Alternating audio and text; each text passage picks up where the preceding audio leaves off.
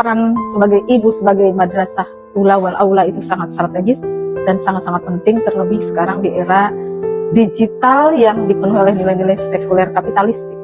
Maka ya kita harus mendampingi dan membersamai ananda kita. Kalau bukan kita, siapa lagi yang akan mengarahkan mereka, memahamkan mereka, memandu mereka di tengah gempuran nilai-nilai yang tentu saja nilai-nilai digital ini dalam tatanan sekuler kapitalistik ini banyak sekali pertentangannya dengan nilai-nilai Islam. Jangan sampai kemudian kebersamaan kita dengan ananda itu lebih sedikit daripada kebersamaan mereka bersama media digital. Nah, yang menjadi tantangannya adalah bagaimana kita ibu-ibu ya bisa berkomunikasi dengan baik, ya bisa menjadi partner dakwah bagi ananda kita. Maka tentunya di sini ibu-ibu harus punya bekal yang sangat memadai, harus punya bekal terbaik, harus punya ilmu, harus punya pemahaman yang jernih, yang kuat, yang kokoh, supaya kita mampu mengarahkan ananda kita.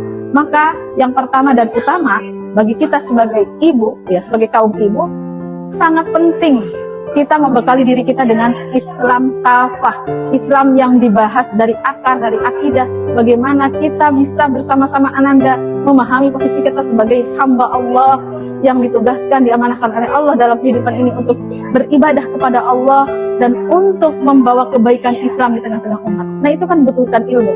Oleh karena itu penting bagi para ibu untuk mempelajari, mengkaji Islam secara kafah, secara komprehensif, karena ini akan menjadi bekal terbaik dalam kita mendidik, mendampingi, membersamai anak-anak kita.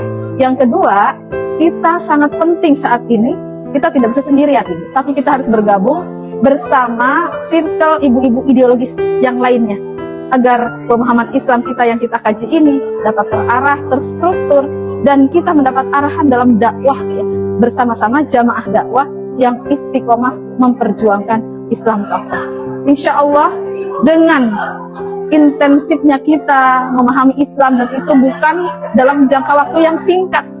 Justru kita memahami dan belajar Islam itu tidak berbatas waktu.